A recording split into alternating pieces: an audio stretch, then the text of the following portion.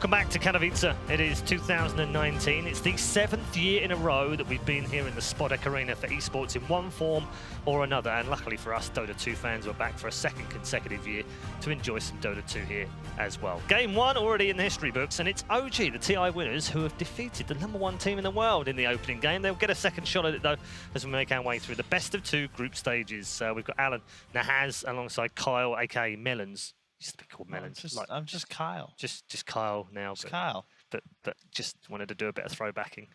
Oh, I'm just trying to keep it back in the day. Did you use any other names, by the way? Did you ever use, like, other than Swindles and Melons and Kyle, have you used anything else? Like that you can repeat on yeah, screen. you know what's funny? Clean I wish ones, I'd kept Kyle. So I had 2. I played World of Warcraft Right. for like my whole. It's okay, we don't hold it And against this you. segment is already off the rails. But anyway, my first, I was like 12. I named my rogue I think like Shadow Moon X, which is the most 12-year-old thing ever. But what I changed it to was replaceable, because Replaceable? everyone had a rogue, Really? and I wish I'd kept it because replaceable would have been a perfect That's name quite for a good me. Dota name, actually. Yeah. I like that. Yeah. Did you have any other names? Nahaz? Yeah, is that what you've always used? I used to use Kiwi. Really? Yeah, Kiwi used to be my in-game name in Unreal Tournament. I used to play for a clan called Fruit, but it was a play on words. F-R-U-T. You have no... I UT, mean, Unreal Tournament. have you UT. even been to Fruit. New Zealand? No, it's Kiwi Fruit. Because we had an apple, an orange, a mango, banana, and a kiwi. We thought we were smart at the time. I don't have these cool nicknames, we guys. weren't. I'm sorry. I was just bringing the nicknames up because of something Seb said beforehand, because obviously he was fucking mad before, and now he's just Seb. And just wondered whether, you know, any of you would have had those dodgy names before. I think Did you play anyone against anyone that had like a dodgy name? Yes. Yeah. But they're not appropriate for the broadcast. Okay. So the funniest one I played against a guy called Cunning Stunt. Just saying. That was his nickname. I thought it was funny. It's like one of the oldest ones in the book. I know, right? But he thought that was appropriate for pro. But we've come a long way, is my point. You know. Hey, Have we, though? I remember though. Maybe we one have. of the funniest controversies to read about was there's a Counter-Strike player named Dick Stacy. And he was trying really hard to put like a phallus in his signature, and the community was like partly outraged and also like, this is infringing on his freedom of speech. I was just like it was a bit of a 12-year-old joke though, wasn't it? I mean, I admired him for trying to get it. I thought it was quite funny, amusing. Newsflash. But I just can't believe no one on the internet knows what freedom of speech means. Not quite. Well, it was like a 4-day thing. It was. It did last a few days, yes. But V2 made it in, so it was all good. Yeah, it was funny though, because when you saw the first sweep though, I was like, what's the... it was like one of those, it dawned on you after a couple of seconds. What amused me most about that particular incident was that it ended like basically at least 50% of all stories in Counter-Strike ended with everybody somehow pissed off at Richard Lewis. Like, really? Shout out to Richard, because I know he's doing the No Majors thing over the next few days, did before as well with the gang. And also shout out to our Counter-Strike colleagues as well, because they're across the room. We're actually across the room. They've got a slightly bigger set, but we're not jealous. This is like their TI. It's like their TI, yeah. We'll kind of give them the bigger set. I was jealous for like 5 seconds. Yeah. But we've got a great big LED wall, so I don't mind too much. Draft underway for game number 2. Where does Secret go now, Kyle, for this one? Yeah, I think that Lifestealer as well is got to be concerning. The Coddle, even post-nerf, you could see just the effectiveness in team fights. Blinding Light and Will-O-Wisp, like, if you're a good Coddle, you're going to get at least 2 ticks off. Not to mention just the mischance that also now does damage. It's just really annoying to have to deal with.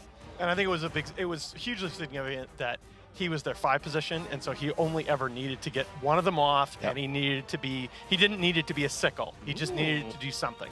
So no Chen ban, and we've got a Rubik ban. Huh. I think you might still ban Chen. Yeah, Secret Chen is way too broken. So do they first pick Lifestealer? Is the big question. I think if you're Secret, you take Lifestealer +1. Oh, for sure, if they don't OG, take it. I don't think you pick it. And I love that, because, so it goes back to, this is a hero a lot of teams have been experimenting with as a jungler, okay? Yeah. In secondary, it is the counter to Lifestealer. Right. Because both Midnight Pulse and your ult do pure damage that pierces BKB. Right. And they ban the Rubik.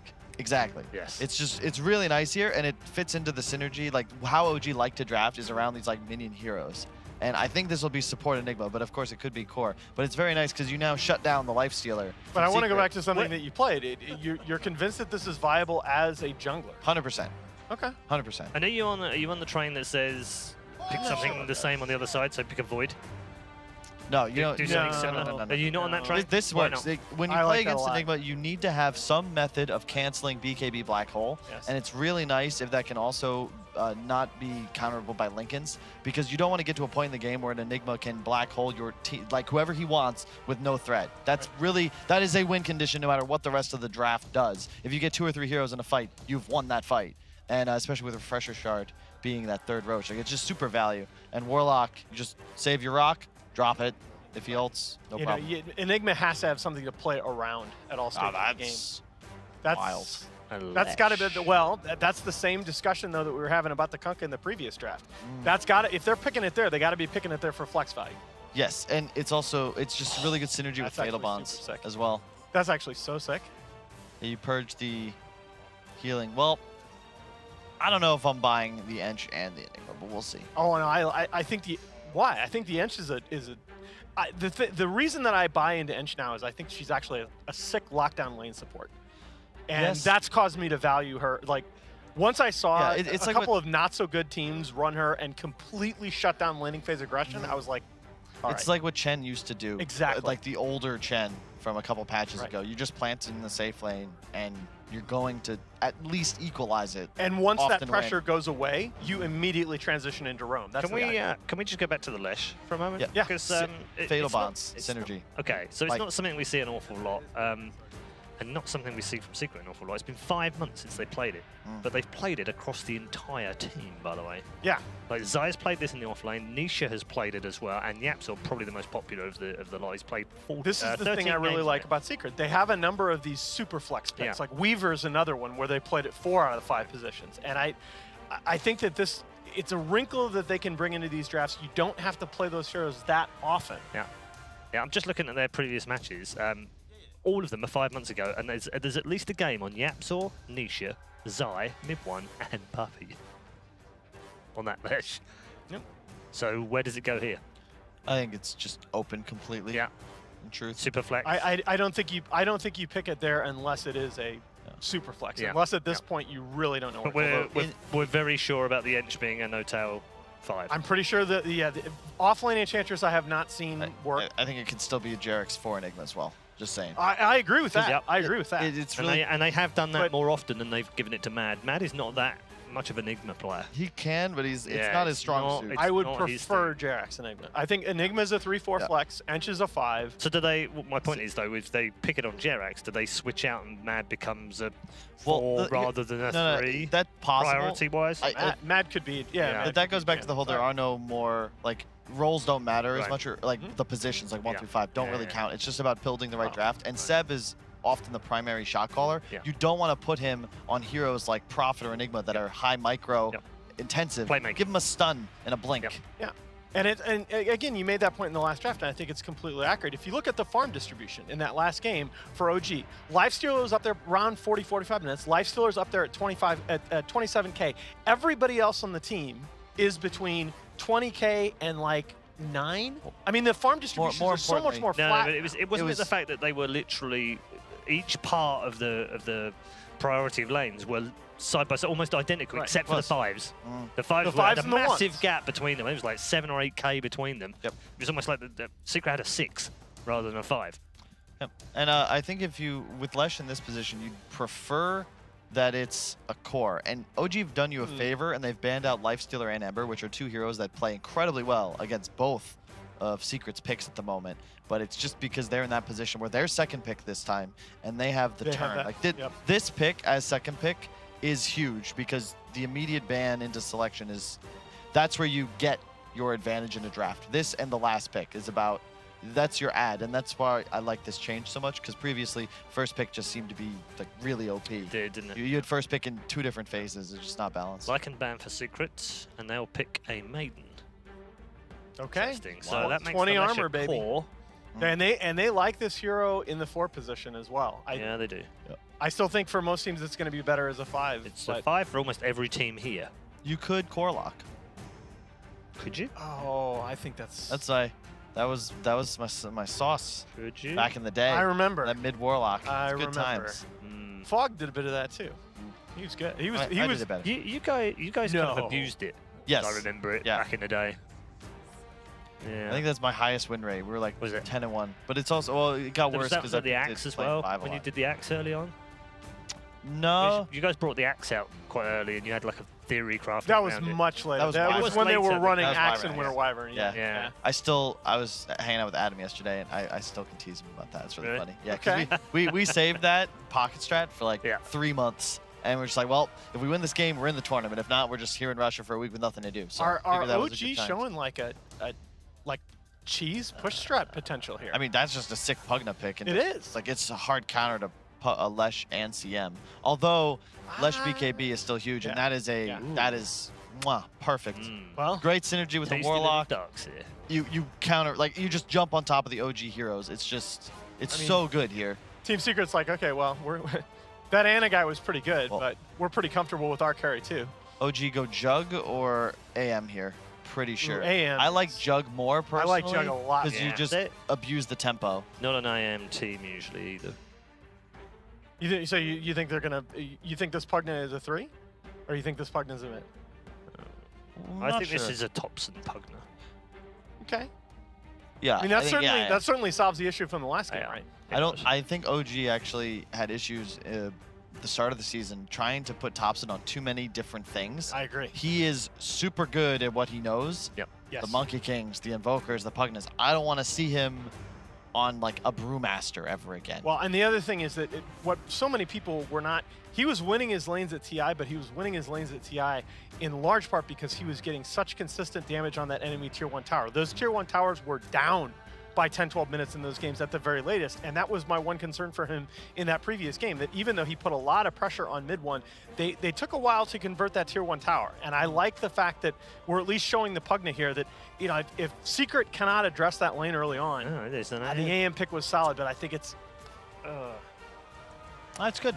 It's a hard counter to Spectre in a lot of ways because you come online faster. Spectre never really threatens or pressures you. The same with Warlock. yeah, but if CM. you can't end the game, But it's not that big of a. You just can play this game so easily. What does OG need? Something to sort of get in the fight and cause chaos, much like Lifestealer did in the previous game. AM does it differently, but the backline of Secret is just so squishy that a blinking AM, you actually can't threaten him with any of the Secret heroes thus far. at some point And in these that's- drafts, it comes down to we can kill your heroes, but you can't kill ours. This is where the last pick, Alchemist from Secret, comes in. And then we get ourselves a vintage Ooh. ESL. You want a mid Alchemist? Yeah. It crushes AM. I mean, the reflection is pretty annoying. But He's you gonna go be blink. He's gonna be against Pugna though mid if you do that, isn't he? Yeah, that's Yeah. fine. Ooh, You just buy regen. Alch okay. Alch You is just totally spam, fine you versus just Pugna. spam salves. Yeah. I don't know, man. OG still have a little bit of flex here, don't they? For They this do. last pick, they could still pick something for Mad as a 3 if that Enigma is actually Jerax, or they could pick a 4. I think you just grab a stun. I could see them going something weird like Nyx, but I think you want some more spread damage. You'd prefer like a point and click stun because right now, Something reliable. yeah, you Both sides are short on that. I mean, Secret is okay, but What OG, if, OG needs some shorter cooldown disable. They really do. I think you could. I could also. Oh, I know it. Trient. Get Trient off lane. out. Okay, Seb would do it. that is Trient off lane would actually be nuts here, because that gives them the area of effect control that they need. You sort of have a point and click. Like it just works, and it allows you to hit a timing. They that need feels somebody to buy too- auras. Yeah, they need somebody to buy auras. Why not just go Centaur? It's so So much they're safer. gonna take out the bounty on the ban. If this is offlane tree, I'm walking off. I'm Okay, dropping all right, the mic. That's the other one. Okay. All right. Aura builder, super safe.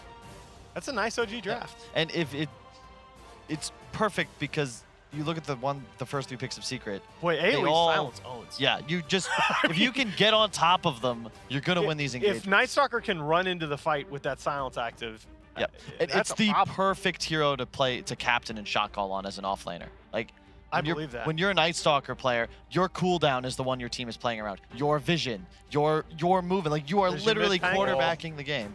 Is that mid Pango or is it Zai Pango? Pangolier. I genuinely thought we would only see this from one team at this event.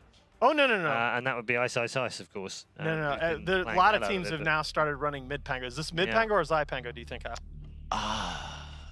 Absolutely no idea. I think this is a Zai Pango. I think it's the Zai Pango and a mid one lash. But and it has been mostly. Interesting draft from both teams. Yep, I like it.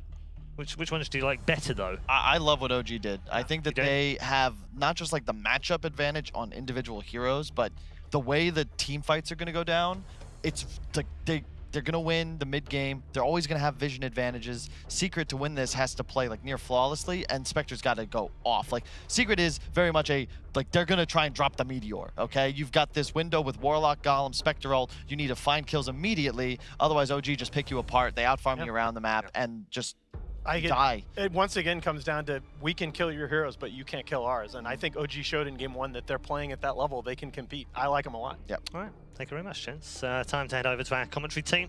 Once more, we join Capitalist and Toby 1 for game number 2. Thanks, Red. Yeah, how you doing? It's we're doing great. I thought that first game was very good, very fun. Yeah.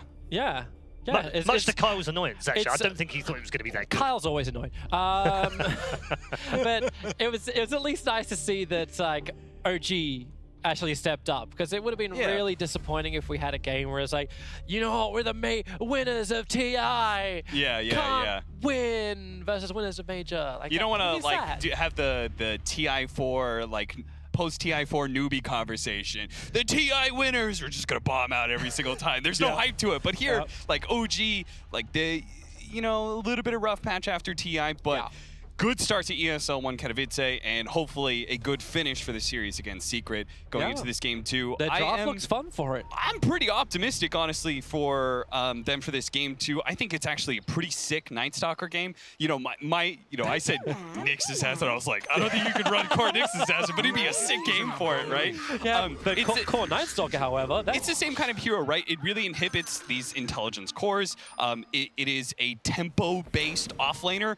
You want this hero, like Kyle was saying, this is a great hero to be able to captain from. Basically, your team follows your timings. And if you look at this Night Stalker, first of all, he's not going to have a bad laning phase, I don't think, for his daytime. He should be absolutely great in that regard.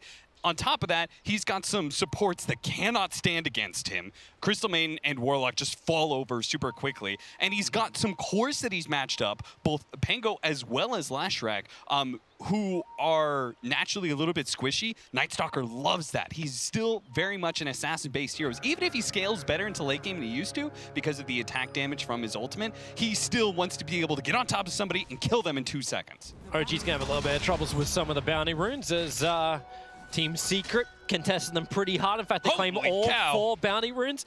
This is actually because we're looking at a support Enigma. He was denying up, well actually, I thought he was going to deny up one of the creeps from the bottom lane, but he's taking his sweet time to do so. And to solve the question of the panel before, it is in fact, as you see on your screen, a Xyla Shrak, and it's a mid-1 Pangolier. This is why you probably maybe saw mid-1 with a very large smirk on his face just before they went into the game. Yeah, this is similar to the matchup that he had before against Liquid, where he was matched up against a Shadow Fiend. When you play this mid Pangolier, you do like heroes that are, again, naturally squishy. Pango and Pugna as well as SF both share that common trait, and they're also very susceptible to the lucky shot. Both, even if it's just a disarm, the slow and just being able to get on top of them and deal damage, Pango's great at that. And I think on top of that, Leshrac was already a bit answered from the draft by OG. Yep. Like Leshrac, think of what he had to go into. He's going to be going into Pugna, Night Stalker, and Animage, 3 cores that counter him pretty heavily. Well, such an early pick as well from Secret. Yeah. Like you kind of knew this hero was going to get pretty heavily counted anyway. The panel was talking about like, oh, the flex value of him being a support. I think he's a garbage 4, but a 3 he might be good. These fights up on top and bottom, both teams. Yeah, everyone's getting super low. Pango's super low. Yep. You see this top fight that, like, I'm expecting someone to die eventually. But you think it's Yabsol, like it's a Crystal Maiden. It's like, oh, my movement speed sucks. So what have I got? I've got boots. Yeah. Like, this is Yabsol's mindset. But the boots allowed him to actually juke it around in the fog of war in the tree line. So without them, he probably would have died as well. But it's the nuke damage from Thompson. Maybe this is where I feel a little bit happier about OG's draft, where they actually have Thompson playing this mid-nuker, his Pugna or his Zeus's. Maybe I feel less happy about this because Thompson, no, he's got Decrepify and Blast. He's only going to use Decrepify, however. Curry is bringing out double mangoes as well as the salve, so he'll be back up to full. Got a little lucky on the lucky shot, but that's why it's lucky, right? Yeah, exactly. But it is its name. It's pretty interesting. They put the Warlock here in this top lane. Warlock really is not a tri-lane hero, but simultaneously, what is he going to be doing in that safe lane against a daytime Night Stalker? Let me tell you, Toby, that hero has no claws whatsoever when it comes to laning phase. For the first 5 minutes, he does nothing. So Nisha is going to be fine farming against him. He's only going to soak experience away from Nisha. So I guess they feel like it's best to give Nisha this solo experience. He'll get a faster level 6 as a result. Maybe he rotates down when nighttime happens. I'm not exactly sure how they're going to play this Spectre, because obviously the moment nighttime comes out, we actually have a Night Stalker with level 3 Void. He becomes a real threat. So they're going to have to do something about it. But then they commit so heavily to try and influence the other lanes. Like this top lane, the Tornado of No Tail has already caused so many problems from Secret. They want to go as initiation on the anti-mage and they can't get it. It's an aggressive tri-lane versus a dual safe lane. Remember, we haven't even seen, and I cannot actually believe this is happening. It's Enigma in the jungle. Like, yes, this just doesn't happen anymore. It's been happening lately. It's been happening in a lot of pubs lately. I think it happened in some pro game. Maybe it was at WePlay at some point in time.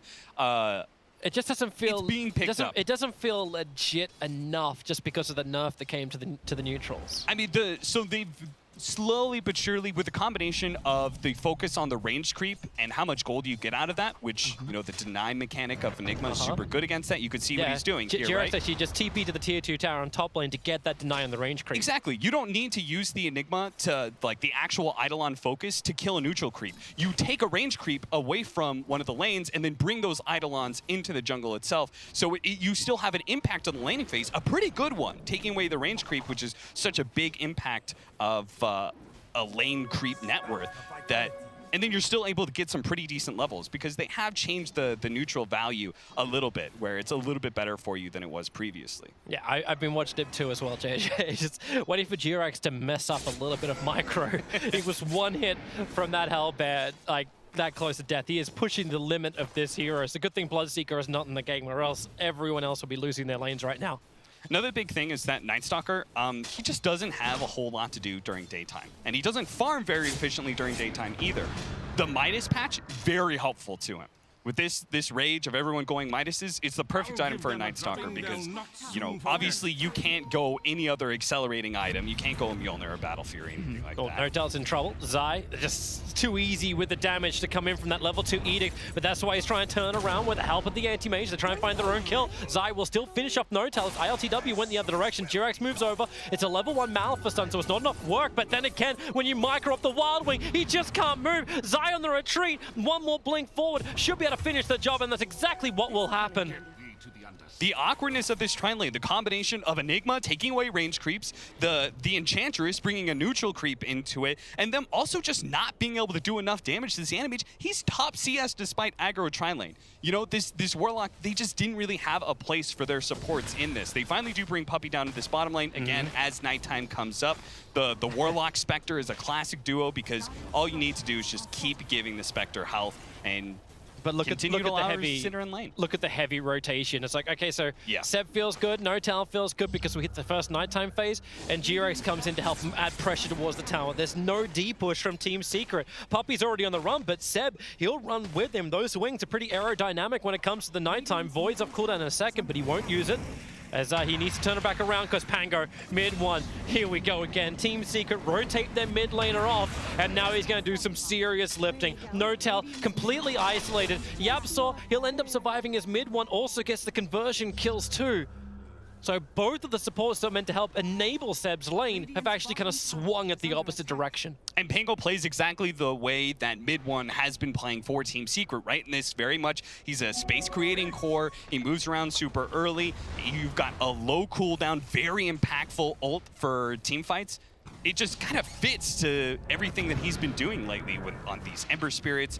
Pango mid, on top of that, another thing about it is that Pango mid, with the damage items that you get with a Javelin into Maelstrom, your timing is just a little off. as an offlaner. Unless you just get like a really dominant offlane, you're just not going to get those farming items fast enough. It's going to slow down your team fight items. But as a mid, you get the Javelin super fast. You get the levels required for you to still be impactful for team fights, and this will allow you to be able to get, you know, Guardian Greaves, which is typically the item you go for with the mid Pango after Melchor. So great things for Pango, great things for Team Secret, but there is still, after this fight, we'll go to the ticking time bomb, but it's bottom lane. Spectre trying to run away, Thompson just sucking the life out. That's why he has a Spectral Horn himself away, jumps up and down and then up towards the top lane. So it's in the hands of Anti-Mage who can actually find this kill onto Nisha. It started on bottom, but with the Mana Void available, it's here, up on top lane for Nisha. So he just used his ultimate to deliver a kill straight to Anti-Mage's door. He's like sick. Hey, this is, you know that Riddick. It's Riddick, right? The second movie, if you're not going to count Pitch Black.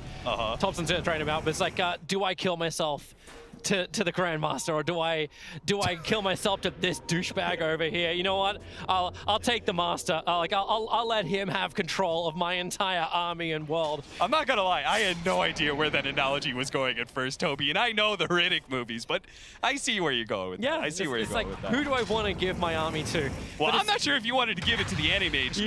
You really did it. Like obviously a bad mistake was made. Riddick was not ready to govern.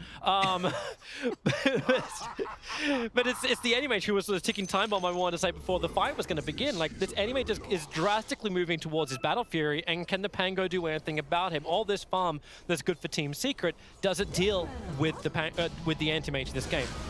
He will eventually. Oh no, he didn't get the silence for the lucky shot, so Thompson lays a ton of damage into Nisha, but fortunately he was able to get out of range just in time. One of the big things is Pango is very effective against Anti-Mage because you have an innate silence. And then on top of that, you've got chain stuns with the Rolling Thunder. So Anti-Mage is going to have a difficult time with mid one eventually. So they will have that answer for sort of like that mid-game area where he's got Battle Fury and he's building into his Manta. The Pango will be able to hunt Anti-Mage around the map. So they will be able to kind of deal with that. It's still, the timing is going to be scary. Just as, you know, Kyle was saying, the Anti-Mage was a great pickup because not only answered the Leshrac, it also answers the Spectre. You know, we were talking about it backstage. It's like, the Spectre gets his Radiance, yeah, but Anti-Mage is like, I've already got Battle Fury, I've got my Manta, and I'm soon going to have 5 items before you have 3. Wow, mid one's really committing to try and kill off Pugner, and he's able to do so. Support from the Crystal Maiden. Now, Seb's trying to get a bit more of a wrap up himself, but he's frostbitten up. He can't take this fight too well.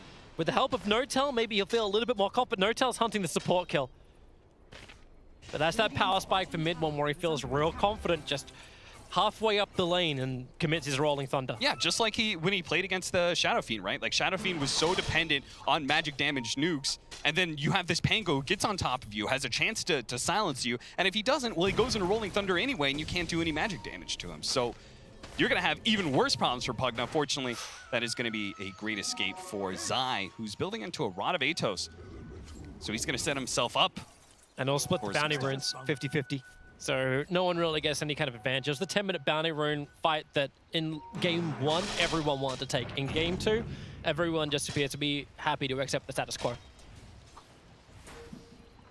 Anti-Mage, top of the net worth board, but a lot of OG are right behind him. Yeah, but he's #1 net worth, and the Battle Fury is very close to completion. We're 400 gold away from Battle Fury. They've given him the bottom lane, and they're even giving him an Alpha Wolf to get a little bit extra. Thompson again. Yeah, he's dead. Nice hit from mid one. Okay, well, he should be dead. The drain out. Okay, now he is dead.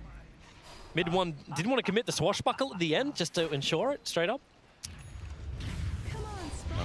Yeah, there's Pulse Nova and Edict doing the work. Untouchable doesn't help you against that, but that's the reason why you've got the Nature's Attendants. He'll get a little bit more distance up. Seb's in the neighborhood. Nisha, he needs to kind of slow down Nisha so he can't keep the chain going. Zai will miss the stun, but Notown will finally go down.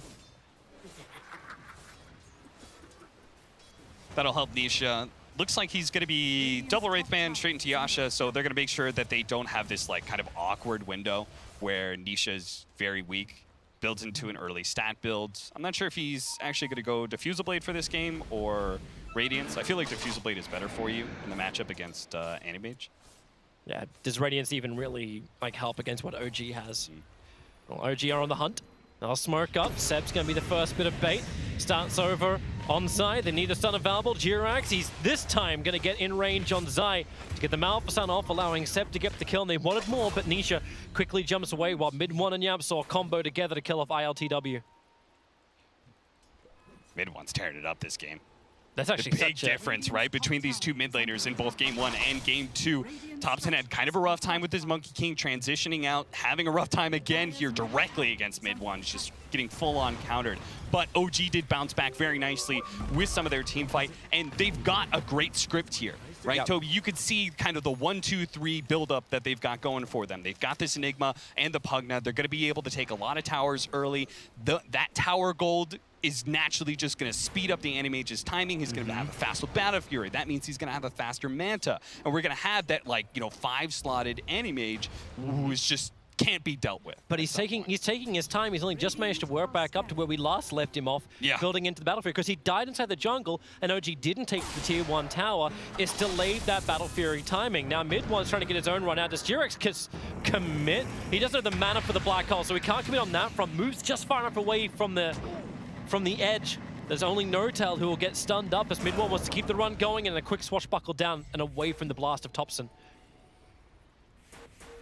Yeah, but ILTW is not going to be happy with just the last 1 to 2 minutes where it's been dead time, so no farm time. And Pango, for a short period of time, actually was #1 in net worth. Yeah, we were watching that chase at top lane, but the much more important kill was that Animage. And, I totally missed it too, and I'm curious to see how he got picked off. Pugged up under the tower, puts Netherward down. Mid-1 doesn't really want to be involved in this. Swashbuckle away.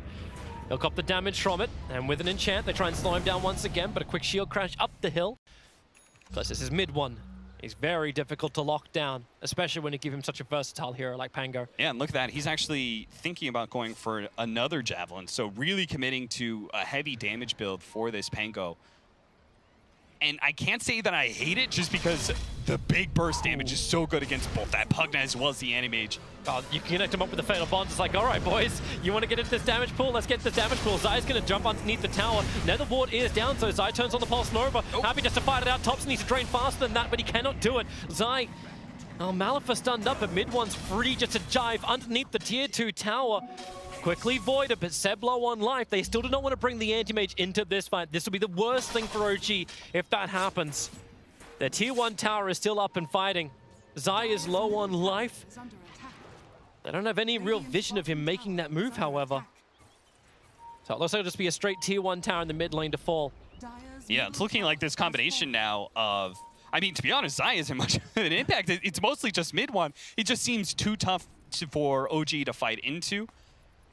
So they're going to definitely have to wait until this next nighttime, which is coming up. Seb's going to be able to secure this 1 top bounty, and then his team will secure the 2 at bottom, hopefully.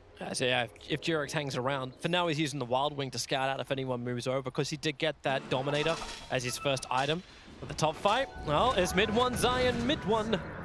Looking to get all the bounty runes up. Seb moves forward, but hello, Rod of Atos. Not a Rod. Yep, holding in Seb.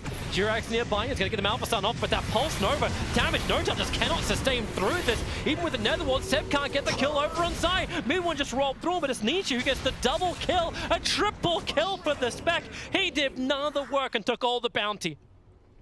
That is absolutely what you want to see if you're Secret. You don't complain about that whatsoever. You don't complain that the Spectre took your kill, because now we're going to have a Spectre coming online so fast. He's going to go back for the Radiance, it looks like. Yeah. I just can't believe, the Night Stalker, you think, oh yeah, that sounds going to be really good against that Leshrac. Well, when he's already casted all his spells and he already has Pulse Nova activated, doesn't actually look that good. He just tried to run down the Leshrac and just got himself killed against all that magic damage. Even with the Hood of Defiance he had. He's going to go back for the Midas. OG just not feeling like they really reached the timing that they wanted to with this push strategy. They didn't get ahead like they planned, but you still don't have any mage involved in these fights, so no matter how you look at it, this is the advantage of having Spec early on, right? She just Spectral Horns in, is always on the front lines. Any mage cannot do the same thing, and here we go once again. Spectral Horn is down, looking for the kill over on YapzOr, but here comes your jump through the back lines. Mid-1, disarming, rooting up. They're just trying to control up Pugna so he cannot stand alive. Now the rock, it drops from Puppey and OG. They have to scramble themselves away from this one. Fatal Bonds connected everyone together. Seb is just running Any mage. Okay, this is not where you want it to be. be. He's looking up the fight. Maybe he's wondering if he can get a good mana void onto the Leshrac, but there's nothing to have here. Just apart from a great spectator view to watch your teammates die, but is that what you really paid for? Yeah, and that's the thing, Toby, you were saying, hey, the Animage isn't part of these fights yet. I would agree with that if he had like a solid net worth advantage over this Spectre, but he's only 300 gold ahead of him. And again, the Spectre will outscale this Animage. You planned on OG being able to play 4 versus 5, but they lost the laning phase in mid so hard, and mid one continued that momentum so much that he just decimated OG in that transition phase outside of laning phase into the sort of mid-game team fight that you see. Nope, they find an opening, and they found the big one. The follow-up stun's actually coming in from Jirax's dominated creep. There we go. That's a big kill. That's a mega kill streak as well. So ILTW, 500 extra gold for that. Yeah, and a long time dead for the Spec, and that means so much more when Animage already has the Battle Fury. This is going to be a huge disparity in the farm that can now arrive, and they're going for more up on top, but this time it's Team Secret claiming the kill over on Thompson. You know, his team just executed a great gank in bottom lane. Very surprised he was aggressively showing himself so soon after that, right? Yep. Like, Secret got the read. Okay, there are 3 people. We lost Spectre. They see Thompson at top. I know he's alone. Black Hole's going to come out onto the Leshrac, but gosh, Jirax is dying right now to the Fatal Bonds too.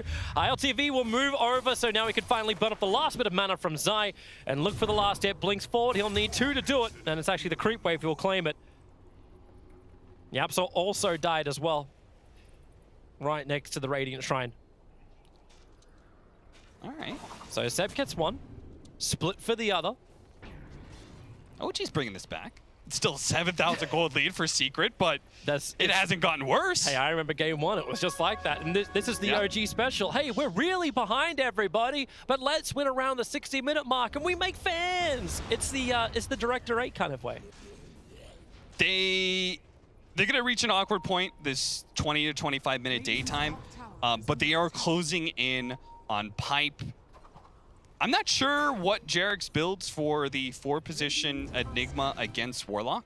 Well, he's going for mech at the moment, so he's looking to be almost like the old 3-position Enigma off lane. Like, yeah, I'm just going to provide sustain. You focus on those team fight items, just because like the last 4-position Enigma I saw, it built BKB, Blink Dagger, in the normal, but when playing against the Warlock, you've got this just sort of one-to-one counter that it's probably better for you just to focus on the team fight aspect and not on the black hole. That's as much as I know that's a disappointment to you, Toby. Oh, no, it just means it's more impressive when he gets it off. And really, no one likes seeing a black hole if the entire team isn't there. I'm real sorry now. Like, it's not good. It's a team activity. Yeah, it really is. It's bonding. Right now, Team Secret taking Roshan, bonding together. 3 in the pit, 2 outside. Let's make it 3 and 2 split. And what a surprise with a bit of a half trade-off where actually OG are uncertain about this. They put down a Nether Ward up on the hill near the shrine. They had Animage pushing. It's like they were expecting a fight, not expecting a Roshan. Yeah.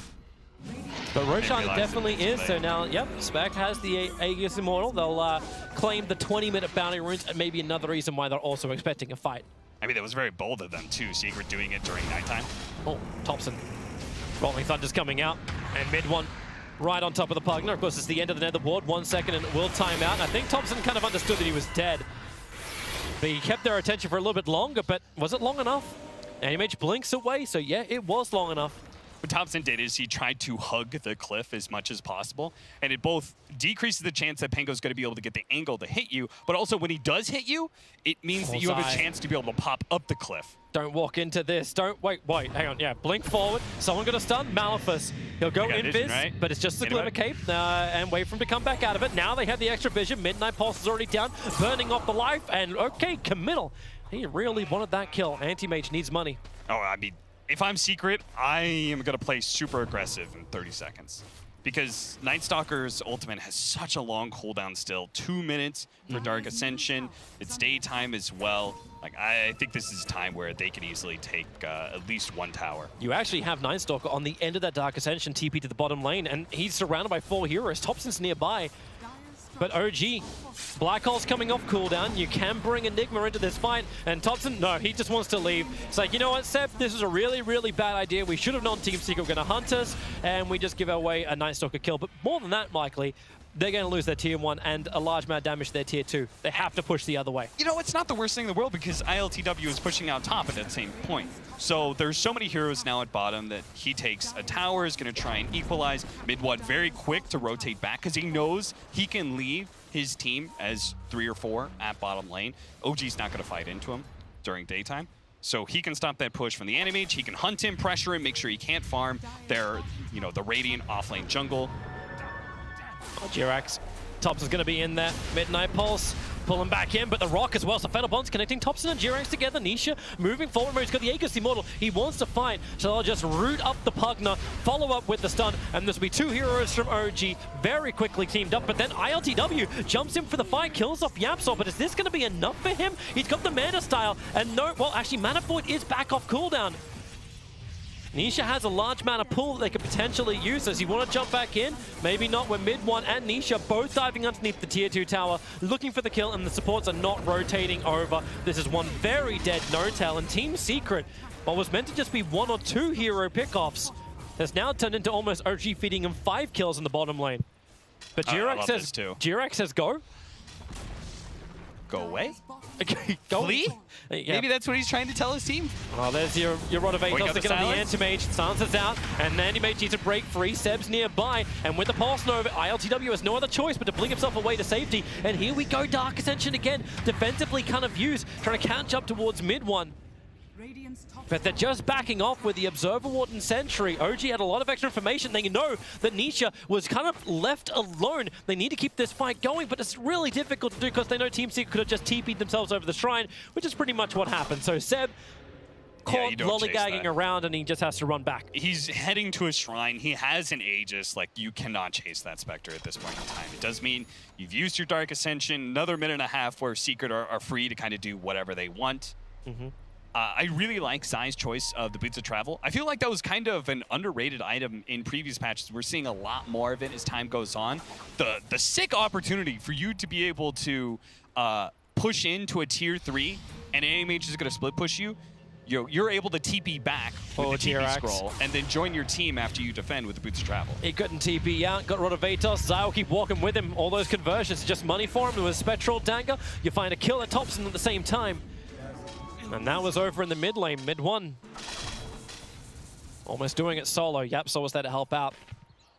He's got the Diffuser Blade now. That is going to be really good. Anti-Mage does have, surprisingly, some mana issues as well when you're faced up against some of these Diffuser Blade heroes. So it's going to be great, not just against everybody on OG, but it'll even work against that Anti-Mage. No, Mid-1 and Zai, like, this is a lot of confidence. They're in very, very deep. And you already got the route into the back line, so Trouble, Spectral Haunt. Of course, you're never alone, are you, when Spec is on the field. Seb wants to try and walk away, but they're all over him like a hot rash. Down he'll go, and OG, 4 players pushing up the daisies. Of course, the fertilizer will kick in. They'll come back to life in just a second, but OG, they need everyone alive. Their tier 3 towers now under attack. Yeah, with Guardian Greaves, like, this is exactly the kind of hero that you want to be able to play with a Spectre, a hero that's not necessarily going to get bursted down if they choose to be able to jump you real quickly. That's not like OG has that kind of initiation or burst anyway. Nice hook buyback.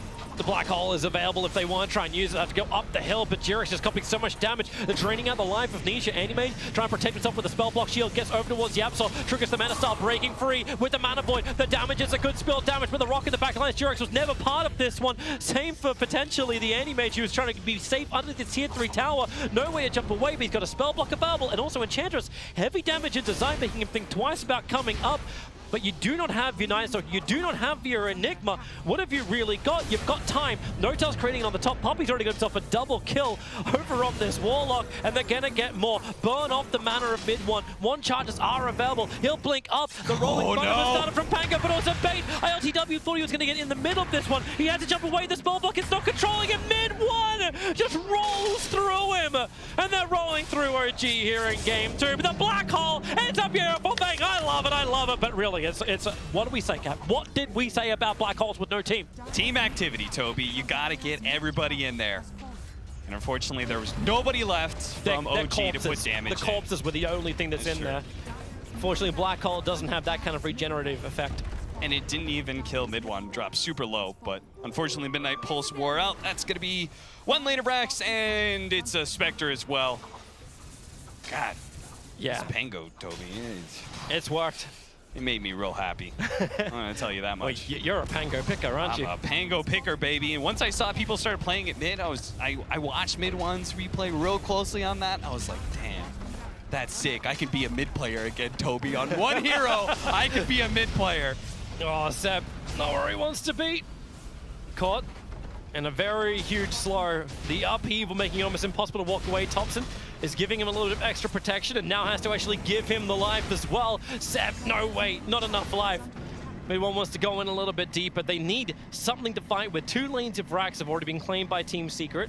At least Rolling Thunder will go on cooldown for a minute so OG can feel a little bit more confident in the fights, but still underneath Radiance, Animage is just not ready to fight.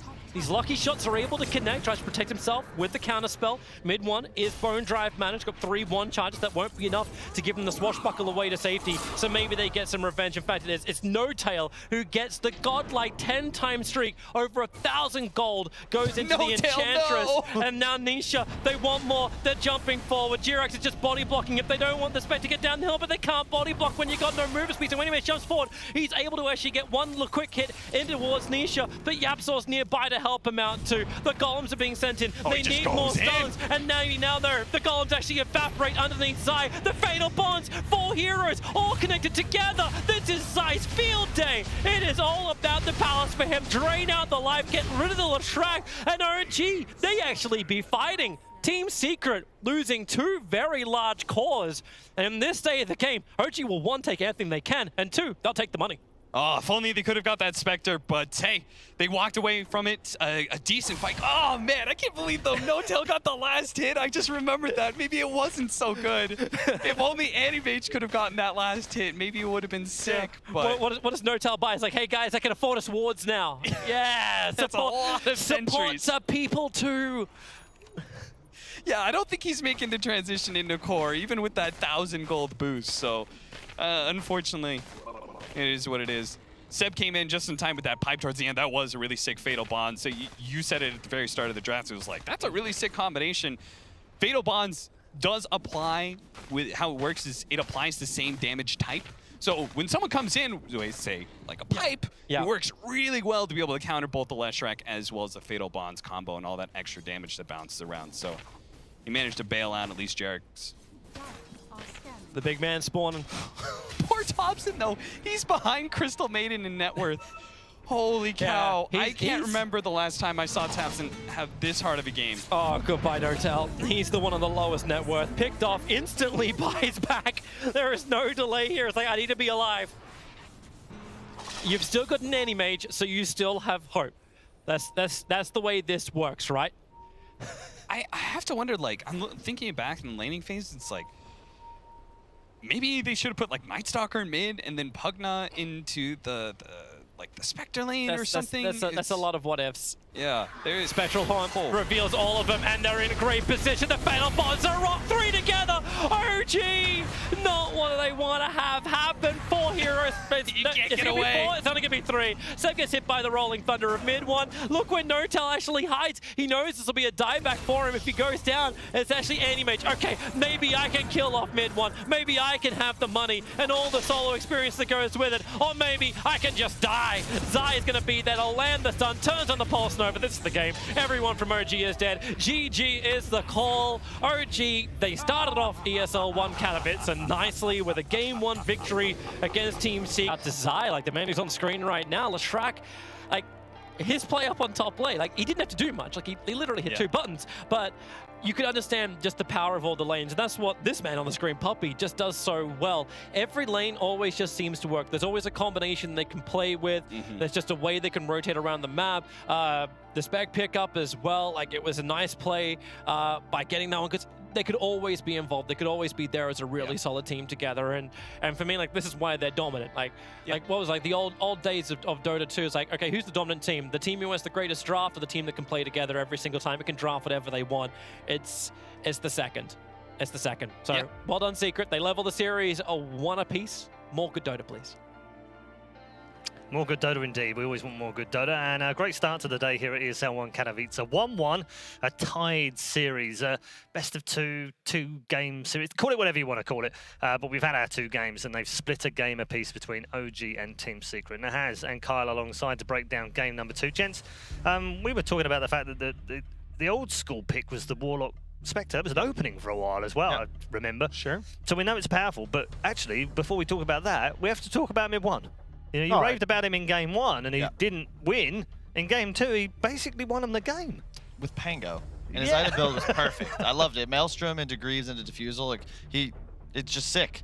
Like, the new Heart Piercer, like, the disarm. Like, yeah, lucky shot. I didn't realize. Yeah, thank you. Fatal Bond's also just busted. All right, there were fights in this game. In this particular game, absurd in this and game. that's what a great drafting team does. Is we talk about in that last match how OG consistently exploits these mechanics, right?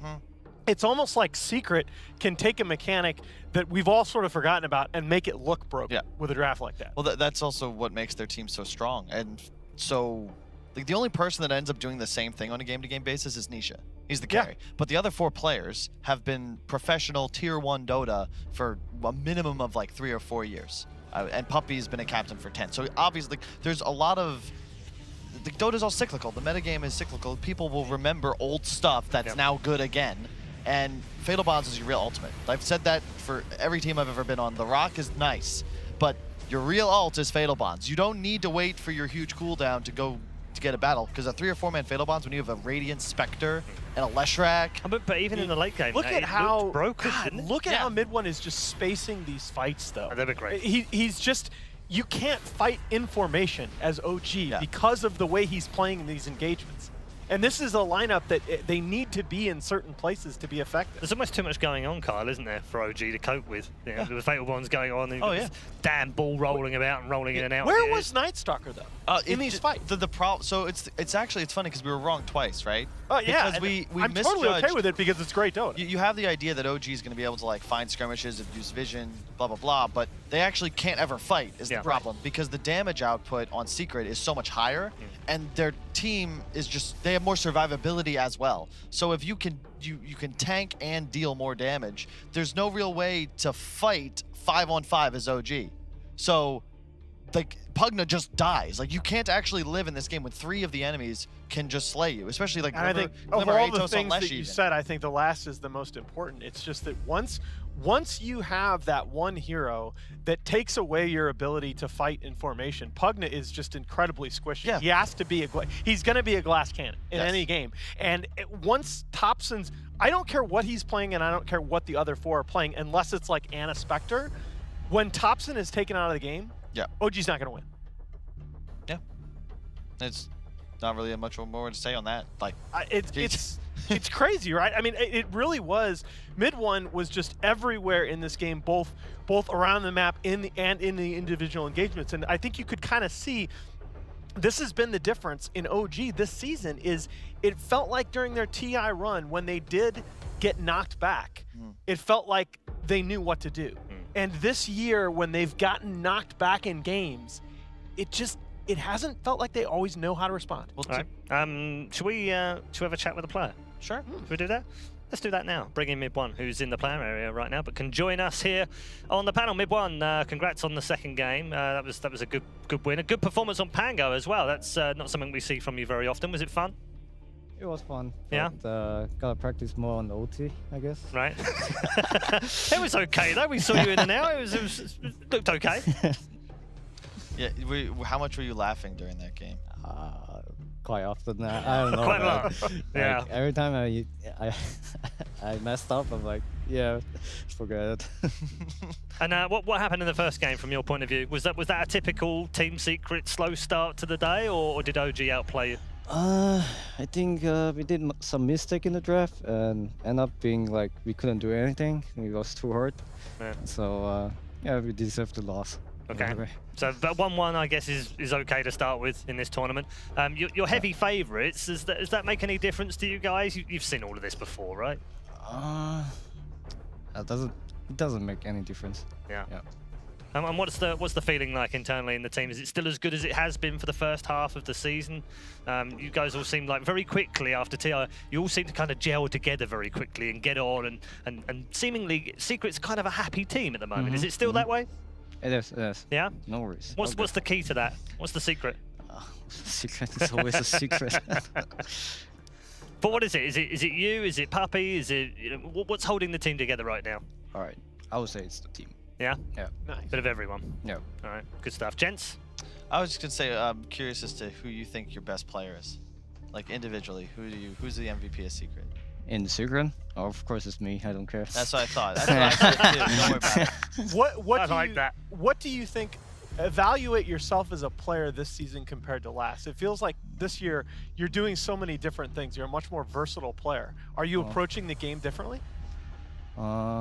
Sometimes I'm not sure what am I in the game, but I would change every time. Like I don't know what I'm gonna do in every game, so Man. I always change. That's what I Alright. do.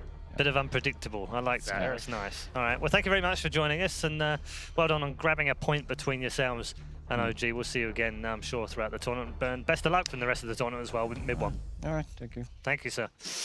Mid One there in the team. You know, he's a humble guy. What Told a you. boss. Yeah. Oh, I yeah. told you. Oh, yeah. It's What a good and boss. bad, but he Yeah. goes into games. He has no idea what he's doing. Yeah. It's great. But it's the thing that what matters is that his team believes in that every game, even if it doesn't work. But also, there's an element of his own kind of faith there, Kyle, isn't there? He's like, if I don't know what I'm doing, then the other team can't know what I'm doing either. I think I'm gonna start calling the Picasso of Dota. There's a line he said. Picasso of Dota. That's not going to stick, Kyle. I'm sorry. Picasso's line like it took me a lifetime trying to paint like everyone else, but in that time I learned to be Picasso. It's a long thing. Anyway, similar, right? No, you're not buying this. I believe I remember the quote you're talking about. Okay. I'm going to let you have this one, Kyle. Yeah. Please Really? no philosophy on panels, though. All right, okay. What? Well, we You knew we butcher, were like- going to you travel butcher, like, to every various quote, parts of man. the world, political science, maybe a bit of actual science, maybe even a bit of space talk. I didn't realize we were going to go for art from the 15th century or whatever. But we're an educational. Can I cut off his ear? You can. We're an educational panel, and we'll be back after this advertisement with only one ear on Kyle.